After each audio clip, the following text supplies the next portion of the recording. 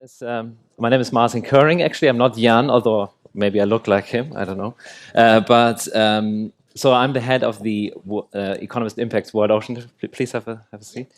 Um, so I'm the head of the World Ocean Initiative at Economist Impact, and also a senior manager in the team. So we have a sustainability, climate change, and natural resources practice. And Economist Impact might be new to some of you. Very excited to have kind of created Economist Impact recently, which is, as the name suggests, all about real-world impact. We kind of consolidated parts of the company that looked at kind of research, think tank, our events, all under impact. And that's why we're so excited to talk to great people that are about real-world impact. Obviously, Sustainability Week is very much an integral part of the work that we do at Economist Impact. And we also, we believe that kind of evidence-based insights can open debate, and we have had such a great debates already. Obviously, also accelerating impact and advancing sustainability solutions. There's also a website associated with the work that we do beyond events, which is the Sustainability Project. So have a look. We also have a stand out there where we're actually conducting interviews and so on. Have a look at the Sustainability Project, impact.economist.com/sustainability. And we have all of our content there. Have a look. And lots of coverage from the events here will be there. So I'm very excited to welcome you to this interview. It's about materials meet tech, so bringing technology into the conversation, very important. And of course, talking about the working together to advance sustainability with a focus on the circular economy. Actually, circular economy is one of the 5 pillars of the sustainability project. So have a look. And I'm very excited to welcome Pascale Wautelet. She is the Vice President for Global Research and Development at Avery Dennison. Welcome, Pascale. Delighted to be here. I was saying, as much as we transition very quickly to the digital, I'm absolutely delighted to be here today. It's my first big event, face-to-face, and it brings completely different colors. So I really appreciate to be here. Yes, it makes such a difference to have these kind of face-to-face conversations.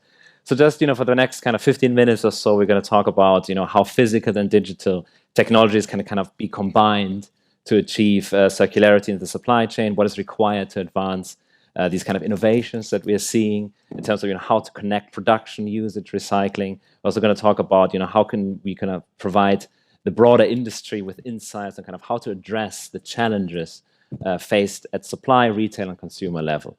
So Pascal, in today's landscape, what is the biggest barrier to achieving a circular supply chain? Yeah, and let me start first by saying that 2030 and 2050 are really, for Avery Dennison and any companies, very key milestones. And if we have to really maintain this temperature rise below the 1.5 degrees C, we discussed early this morning with COP26, this is going to be a huge challenge. And as an industry, we are going to have to start to do things very, very differently, much bolder, much quicker. There is no question. We have less than 1 decade to get there. So it's time to really accelerate. And I have no doubt, being from technology side and innovator, I have no doubt that technology will enable to do a lot of stuff, will enable to measure, to track, to transform, to scale a lot of sustainability initiatives. Technology, I have a full trust that is going to bring us what we need. We have already the technologies. That's not really much the problem. I think, back to your question, what we see in our industry, but in industries in general, is, as a key challenge, is the lack of connectivity and collaboration between different sectors. Circular economy need absolutely these different sectors that don't used to talk to each other, don't even know each other. They need to learn what they do. So if I think about my teams or the traditional R&D teams or innovation teams, they use for decades. They used to be very secretive about their innovation and to work in a very close loop and labs.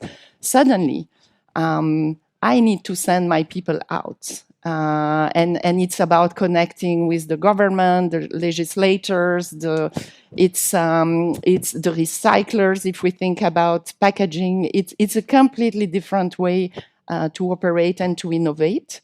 Yeah, and I can give you a brief example to illustrate if you wish.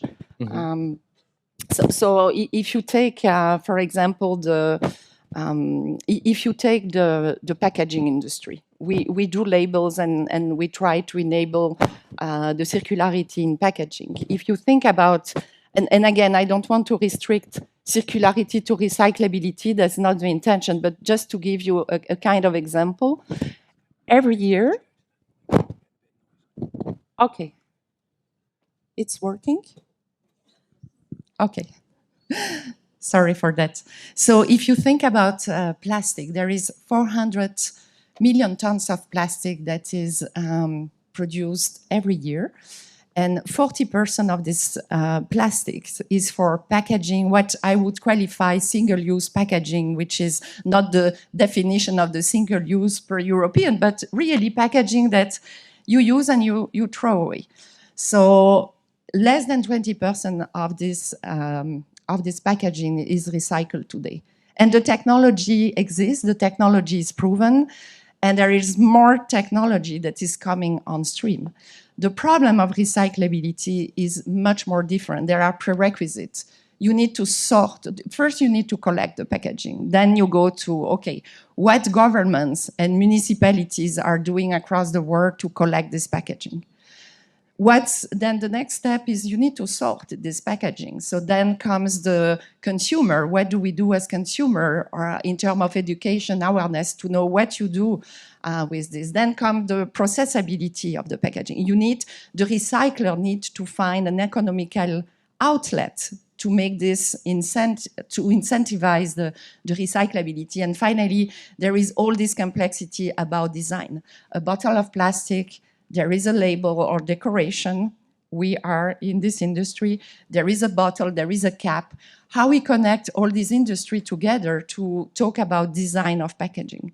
So suddenly we need to work in a completely different way, and it's a big challenge. It's a very big challenge. I was talking no less than yesterday with a North America NGO that was complaining about the fact in North America, one country, they have no less than 17 definitions for recyclability. Mm-hmm.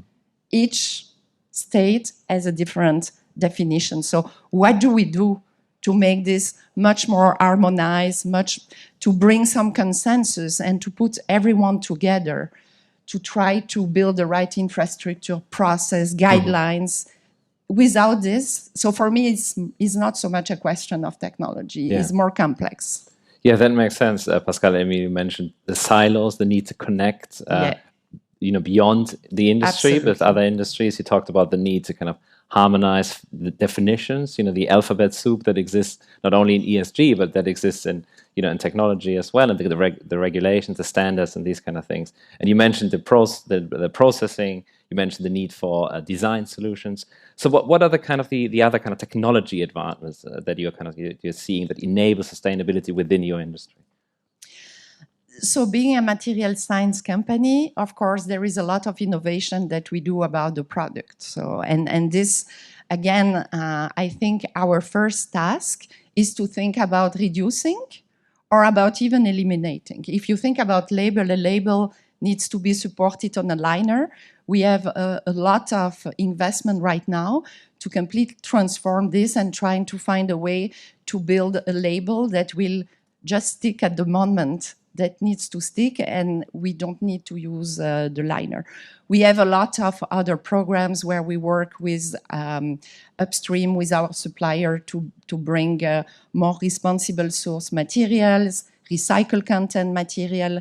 We work a lot on the enabling recyclability of packaging. So we have one of our very important innovation, which we call Clean Flake, which is a very specialized adhesive that enable to not contaminate the packaging, so you can fully recycle a bottle of water with zero contamination. But for me, the next big revolution, if I continue in the same kind of industry, for me the next big revolution is the transition to what I call intelligent packaging. So if you think about intelligent packaging, it has really the potential to completely unlock, I would say, transparency and to unlock and to solve, as an example, food waste. If we think about food waste is a much bigger problem than the plastic. I'm not saying plastic is not a problem, but certainly food waste has an incredible opportunity. If you think about food waste, if you think about the population that is going to continue to grow, if you think about water scarcity, resolving food waste enable definitively to feed much more people in the future. And food waste today, it's incredible. The food supply chain represents one third of the greenhouse gases. Food waste is 10% of this 1/3. So it's so at Avery Dennison, besides the physical label, we also do we produce and innovate digital triggers. So we do RFID, we do FSC. And on top of that, last year, we invested quite significant money. We built a startup that enabled to build an end-to-end cloud platform to capture data and to capture and analyze data in a very, I would say, ethical and confidential way. So if you are able to connect all this technology together, suddenly you can completely digitalize the supply chain, and suddenly you bring a full transparency, which means at any time, in real time, you can have a very, very transparent information about where my product has been created. Was it ethically sourced? Is my food, did my food resisted the cold chain? Where is the date? How I optimize the date across the supply chain? So when it's come to the deadline, the supermarket can really make sure that we use the first in, first out principle. So there is a lot of things, how I can manage the end of life of my product, how I can have a full footprint, carbon footprint on my product from birth to rebirth.